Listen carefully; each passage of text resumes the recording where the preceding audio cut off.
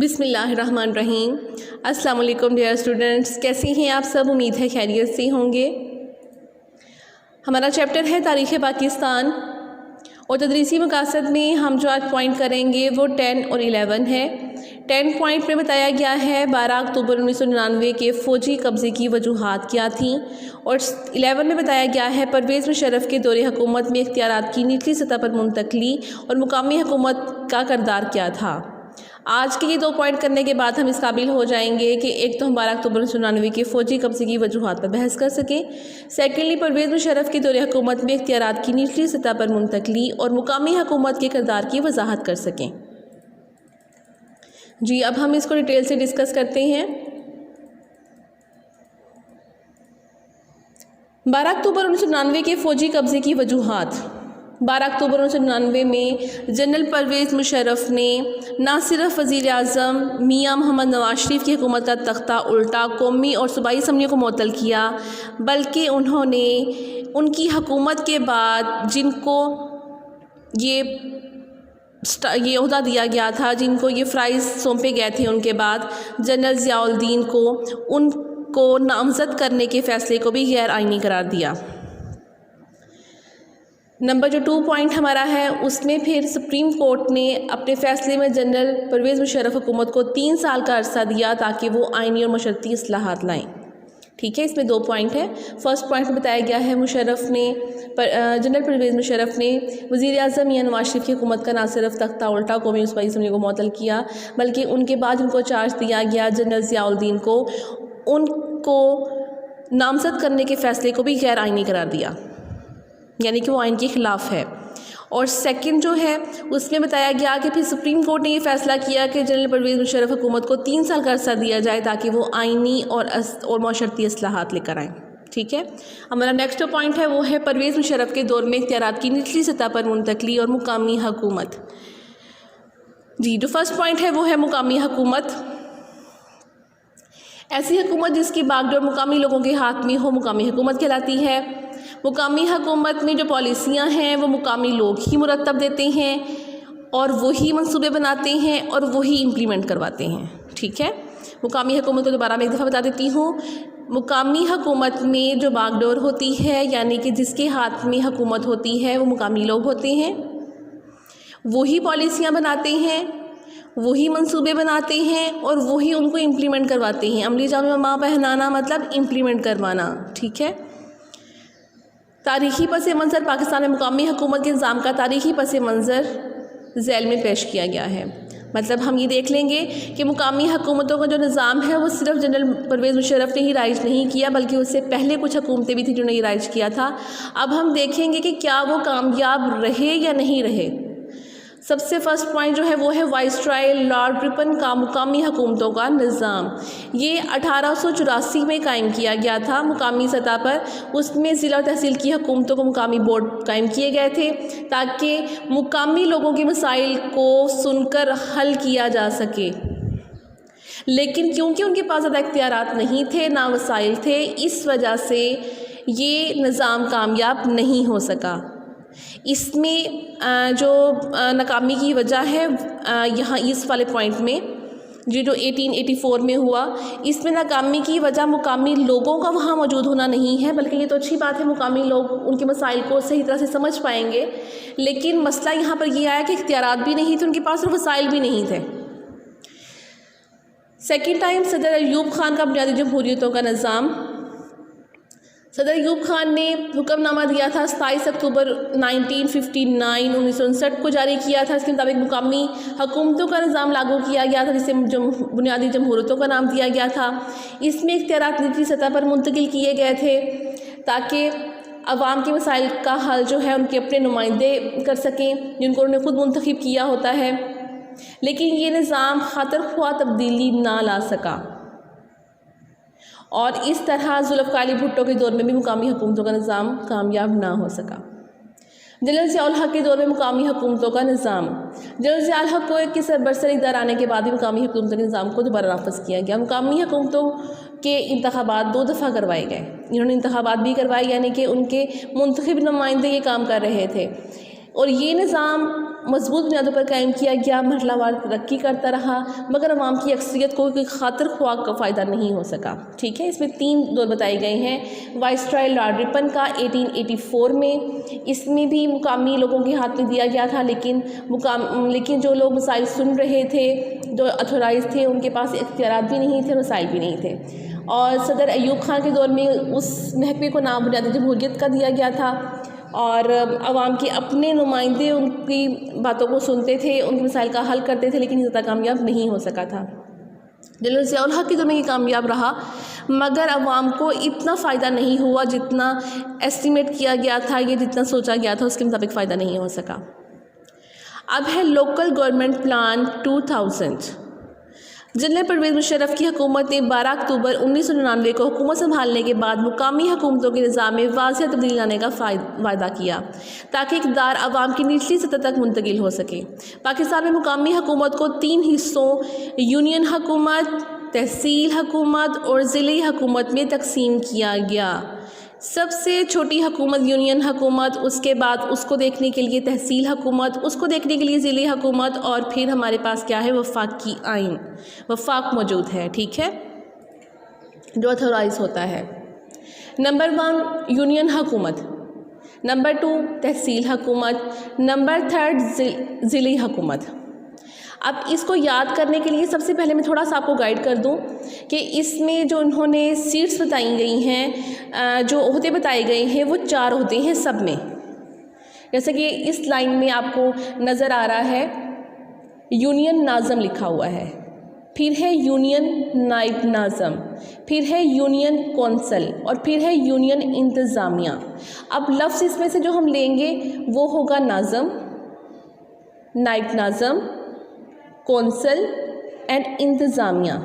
ठीक है, ये 4 वर्ड्स हैं असल में जो इनकी सीट्स हैं। कौन कौन सी? नाज़म, नाइब नाज़म, कौंसल और इंतज़ामिया। अब जब यूनियन हुकूमत की बात होगी तो सबसे पहले यूनियन लग जाएगा, जब तहसील की बात आएगी तो तहसील लग जाएगा, और जब ज़िला की बात होगी तो ज़िला लग जाएगा। जैसे फॉर एग्ज़ाम्पल यूनियन की बात है तो हम कहेंगे यूनियन नाज़म, यूनियन नाइब नाज़म, यूनियन कौंसल एंड यूनियन इंतज़ामिया। जब तहसील की बात करेंगे तो हम कहेंगे तहसील नाज़म, तहसील नाइब नाज़म, तहसील कौंसल एंड तहसील इंतज़ामिया। क्लियर? इसी तरह जब ज़िला की बात करेंगे तो कहेंगे ज़िले नाज़म, ज़िले नाइब नाज़म, ज़िला कौंसल और ज़िले इंतज़ामिया। ठीक है, इस तरह नाम याद रखने में आपको दिक्कत नहीं होनी चाहिए, वरना स्टूडेंट्स कहते हैं कि हमें नाम याद नहीं होते। नाम तीनों में सेम है, सिर्फ उनका फ़र्क आएगा यूनियन, तहसील एंड ज़िला का, वरना सीट्स के नेम सेम है, यानी कि नाज़िम, नाइब नाज़िम, कौंसल एंड इंतज़ामिया। जी, अब हम इसकी रीडिंग करते हैं। यूनियन हुकूमत, इसमें यूनियन हुकूमत यूनियन नाज़िम, यूनियन नाइब नाज़िम, यूनियन कौंसल और यूनियन इंतज़ामिया पर मुश्तमिल थी। अवाम यूनियन कौंसल के अरकान का इंतखाब करते थे।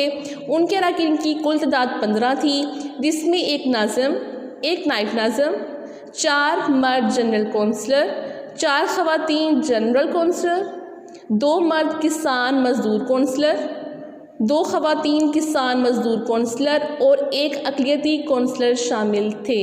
ठीक है, इससे बताया गया है यूनियन कौंसल के हवाले से कि उसका इंतखाब कौन करता है। उसका इंतखाब अरकान की इनके इंतखाबात जो है वो अवाम करती है, और इनके अरकान की जो तादाद है वो 15 है। उसमें कौन कौन शामिल है? 1 नाज़िम, 1 नाइब नाज़िम, 2 हो गए, 4 मर्द जनरल कौंसलर, 4 और ये 2 6 हो गए, 4 ख़वातीन, 4 और ये 4 8 और ये 2 10 हो गए। जनरल कौंसलर 2 मर्द किसान मज़दूर कौंसलर, 2 ख़वातीन किसान मज़दूर कौंसलर, 2 और 2 ये 4 हो गए अक़लियती कौंसलर, और ये 5 हो गए, और यहाँ पर हमने 10 काउंट किए थे, ये 10 और ये 5 15 मेंबर्स पूरे हमारे हो गए। ठीक है, अब हम देखेंगे इनका काम क्या है। यूनियन हुकूमत में जो हमने नाम बताए 4 जो इसकी सीट्स हैं, उसके बाद हमने देखा कि यूनियन कौंसल का जो इंतखाब है वो कौन करता है, अवाम करती है। उसके अरकान की तादाद कितनी है? 15 है। वो कौन कौन सी, वो हमने देख लिया। अब हम देखेंगे इनके काम क्या क्या हैं। अपनी हदूद के अंदर सिक्योरिटी का इंतज़ाम, अपने इलाके की खुशहाली और तरक्की के लिए सालाना तरक्याती प्रोग्राम बनाना, मुकामी सतह पर टैक्स लगाना, बुनियादी नौइयत के फौजदारी, दीवानी, ख़ानदानी तनाज़ात और मसाइल को हल करना वगैरह यूनियन कौंसिल के फ़ायदे में शामिल था। अब आप सोच रहे होंगे कि फ़ौजदारी क्या होगा, दीवानी क्या होगा। फ़ौजदारी छोटे मोटे जैसे चोरी डकैती के जो काम होते हैं उसको देखना, लेकिन छोटी नौइयत के। दीवानी होगा लेन देन के मामलात या फिर जायदाद के मामलात, ठीक है। और ख़ानदानी तनाज़ात का हल, यानी कि ख़ानदान के जो आपस में तनाज़ात हो जाते हैं उनके हल के लिए ये काम करेगी, यूनियन हुकूमत काम करेगी, ठीक है। अब हमारा जो नेक्स्ट पॉइंट है वो है तहसील हुकूमत। उसमें वही जो हमने पहले मेंबर्स देखे थे, तहसील हुकूमत में तहसील नाज़िम, नायब तहसील नाज़िम, तहसील कौंसल और तहसील इंतज़ामिया पर मुश्तमिल थी। तहसील नाज़िम और नायब नाज़िम के लिए तालीमी काबिलियत कम अज़ कम मैट्रिक थी, ठीक है। तहसील का जो नाज़िम और नायब नाज़िम जो दो बड़ी सीट्स हैं उसके लिए तालीमी काबिलियत क्या होनी चाहिए, मैट्रिक। उनका इंतखाब तहसील में मौजूद तमाम यूनियन कौंसल्स मिलकर करते थे। इसका इंतखाब कौन करेगा, ये जो 15 मेंबर्स कहा गया है ये इनका इंतखाब करेंगे। तहसील नाज़िम तहसील हुकूमत का इंतज़ामी सरबराह होता था, ठीक है। तहसील नाज़िम जो है ये जो सबसे पहले जो सीट है वो तहसील हुकूमत का इंतज़ामी सरबराह होता था। तहसील कौंसिल में तहसील के तमाम यूनियन कौंसिलों के नायब नाज़मीन शामिल थे, ठीक है।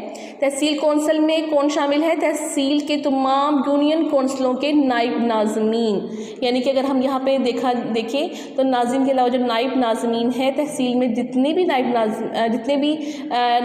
नाज़मीन होंगे यूनियन हुकूमत के, वो सारे के सारे तहसील कौंसिल में शामिल होंगे। तहसील कौंसिल में अब हम देखेंगे कि अंदर जो कोटा है वो क्या क्या है। 33% नशस्तें औरतों के लिए, 5% नशस्तें किसानों और मज़दूरों के लिए और 5% नशस्तें अक़लियतों के लिए मखसूस थीं, ठीक है। अब हमारा है तहसील हुकूमत का सरबराह तहसील नाज़िम कहलाता है। जैसे हमने यहाँ पर देखा तहसील नाज़िम जो है वो तहसील हुकूमत का सरबराह होता है। यहाँ लिखा है तहसील हुकूमत का सरबराह तहसील नाज़िम कहलाता था। तहसील नाज़िम के माथे थे एक तहसील म्यूनसिपल ऑफिसर TMO, तहसील म्यूनसिपल ऑफिसर काम करता था। तहसील म्यूनसिपल ऑफिसर के मातहत मज़ीद 4 तहसील ऑफिसर्स यानी कि TOs तहसील ऑफिसर्स काम करते थे, जिनका काम मुख्तलिफ शोबों के मामलात की निगरानी करना था। इन शोबों में मालियात, बजट, अकाउंट, ज़मीनों के इस्तेमाल का रिकॉर्ड, मनसूबाबंदी, दही और शहरी मनसूबाबंदी, म्यूनसिपल राब्ता और दर्जाबंदी वगैरह शामिल थे, ठीक है। सबसे पहले हमने इसकी सीट्स 4 देख ली, फिर हमने देखा कि तहसील नाज़िम और नायब नाज़िम का मैट्रिक पास होना ज़रूरी है। उसके बाद हमने देखा इसका इंतखाब कौन करता है, तहसील में मौजूद तमाम यूनियन कौंसिल्स मिलकर इसका इंतखाब करती हैं। और तहसील नाज़िम जो होता है वो तहसील हुकूमत का इंतज़ामी सरबराह होता है। फिर हमने देखा तहसील कौंसिल में जो लोग शामिल हैं वो कौन होंगे, वो यूनियन कौंसिलों के नायब नाज़मीन होंगे जो हमारे तहसील कौंसिल में लोग शामिल होंगे, ठीक है। इसमें जो कोटा उन्होंने बताया गया नशस्तें वो किस तरह उन्होंने मुरतब दी, किस तरह वो है 33% इसमें औरतें शामिल होंगी, 5% जो है वो किसान मज़दूर और 5% जो उसकी सीट्स हैं वो अक़लियतों के लिए मखसूस होंगी। और उन्होंने दोबारा फिर यही बात दोहराई है कि तहसील हुकूमत का सरबराह तहसील नाज़िम होता है और नाज़िम के तहत माथे जो काम करते हैं सबसे पहले एक तहसील म्यूनसिपल ऑफिसर TMO काम करता है, उसके माथे 4 तहसील ऑफिसर यानी कि TOs काम करते हैं। उनके काम क्या है वो उनकी तफसील बताई गई है। फिर है ज़िले हुकूमत। ज़िले हुकूमत में भी वही जो 4 सीट्स हैं, सबसे पहले हम उनको देख लेते हैं। ज़िले हुकूमत में ज़िले नाज़िम और नायब नाज़िम, ज़िला कौंसल और ज़िला इंतज़ामिया पर मुश्तमिल थी। ये एक ज़िला में तमाम यूनियन कौंसल के नाज़िम ज़िला कौंसल में शामिल होते थे, ठीक है। एक ज़िला में तमाम यूनियन कौंसलों के नाज़िम, यानी कि ये जो यूनियन हुकूमत है इसके जो नाज़िम हैं, ठीक है, इसके जो नाज़िम हैं वो यूनियन कौंसलों के नाज़िम ज़िला कौंसिल में शामिल होते थे। यानी कि ज़िला कौंसिल में कौन कौन लोग शामिल होंगे, यूनियन कौंसिल के यूनियन हुकूमत के जो नाज़िम हैं। ज़िला कौंसिल की कुल तादाद का 33% हिस्सा औरतों के लिए, जबकि 6% नशस्तें किसानों और मज़दूरों के लिए और 5% नशस्तें अक़लियतों के लिए मखसूस थीं, ठीक है। ये भी ज़िला कौंसिल की बात हो रही है, ठीक है, 4 सीट्स की बात की। फिर ने बताया कि ज़िला कौंसिल में कौन लोग शामिल हैं। ज़िले यूनियन हुकूमत के नाजिम शामिल होते हैं ज़िले हुकूमत में, और ज़िले कौंसिल के जो कुल तादाद है उसका परसेंटेज बता दिया है कि किस किस तरह शामिल होगा, वो बता दिया गया। और जो सेकंड पैराग्राफ है उसको अब देख लें। एक ज़िला से मुंतखब होने वाले तमाम यूनियन कौंसिल्स, नाजिम और नाइब नाजिम, यहाँ यूनियन की बात हो रही है, ठीक है। एक ज़िले से मुंतखब होने वाले तमाम यूनियन कौंसिल्स, नाजिम और नाइब नाजिम ज़िला नाज़िम और नाइब नाज़िम को मिलकर इंतखाब करते थे, ठीक है। जितने भी यूनियन कौंसिल्स में नाज़िम और नाइब नाज़िम हैं वो ज़िले नाज़िम और नाइब नाज़िम का मिलकर इंतखाब करते थे। ज़िले नाज़िम ही तमाम इंतज़ामी इख्तियारात का सरबराह था। ज़िला की पुलिस और इंतज़ामिया ज़िले नाज़िम को जवाबदेह थी। ज़िले नाज़िम ज़िला की सतह पर सियासी क़यादत फराहम करता और वो ज़िला की जुमला ज़रूरियात यानी कि हर तरह की ज़रूरियात, तरक्की और खुशहाली का ज़िम्मेदार था, ठीक है। जो मेरा लास्ट पॉइंट है, पहले हम दोनों बार डिस्कस कर लेते हैं। फर्स्ट में उन्होंने सीट्स का नाम बताया और फिर उन्होंने बताया कि ज़िला जो नाज़िम है उसमें यूनियन कौंसिल के तमाम नाज़मीन शामिल होंगे, वो इसका इंतखाब करेंगे। और इसकी सीट्स की जो उन्होंने कोटा बताया गया वो बताया गया 33% औरतों के लिए है, 6% नशिस्तें किसान और मज़दूरों के लिए और 5% नशिस्तें अक़लियतों के लिए हैं। फिर ने बताया कि यूनियन कौंसिल में जितने भी नाज़िम और नाइब नाज़िम होते हैं वो ज़िले नाज़िम और नाइब नाज़िम का मिलकर इंतखाब करते हैं। और ज़िले नाज़िम जो होता है तमाम इंतज़ामी इख्तियार उसी के पास होते हैं। ज़िला की पुलिस और इंतज़ामिया उसी को जवाबदेह है, ठीक है। उसके काम क्या क्या है वो सब बता दिया गया है। जो लास्ट पैराग्राफ है उसमें बताया गया है ज़िले हुकूमत, ज़िले इंतज़ाम, ज़िले राब्ता ऑफिसर्स यानी कि डिस्ट्रिक्ट कोऑर्डिनेटर ऑफिसर के ज़रिए चलाया जाता था। ज़िले इंतज़ाम, ज़िले राब्ता ऑफिसर, ठीक है। जो ज़िले इंतज़ाम है वो किसके तहत चलाया जाता है? ज़िले राब्ता ऑफिसर यानी कि डिस्ट्रिक्ट कोऑर्डिनेटर ऑफिसर के ज़रिए चलाया जाता था। ज़िला की इंतज़ामिया मुख्तलिफ महकमों पर मुश्तमिल थी और हर महकमे का सरबराह एग्जेक्टिव डिस्ट्रिक्ट ऑफिसर कहलाता था। ज़िले इंतज़ामिया ज़िला के लिए क़वाइद ज़वाबित वज़ा करती थी यानी कि रूल्स एंड रेगुलेशन, मुख्तलिफ प्रोग्राम तश्कील देकर यानी कि मुख्तलिफ प्रोग्राम बनाकर, बजट बनाकर ज़िले नाज़िम और ज़िले कौंसिल की मंजूरी के बाद उस पर अमल दरामद करवाती थी। ज़िले की हदूद में वफाकी और सूबाई कवानीन पर अमल दरामद करवाती थी, यानी कि हमें जो वज़ीर-ए-आज़म वज़ीर आला की तरफ से जो भी हदायत मिलती थी, जो भी पैगामात मिलते हैं, रूल्स रेगुलेशंस मिलते हैं, आइन मिलता है, उसको इम्प्लीमेंट करवाना इनकी ज़िम्मे है। ज़िले हुकूमत को ज़िले टैक्स की फ़हरिस्त के मुताबिक टैक्स लगाने और टैक्सों में कमी बेशी करने का इख्तियार भी हासिल था। हमारा आज का पॉइंट ख़त्म हो गया।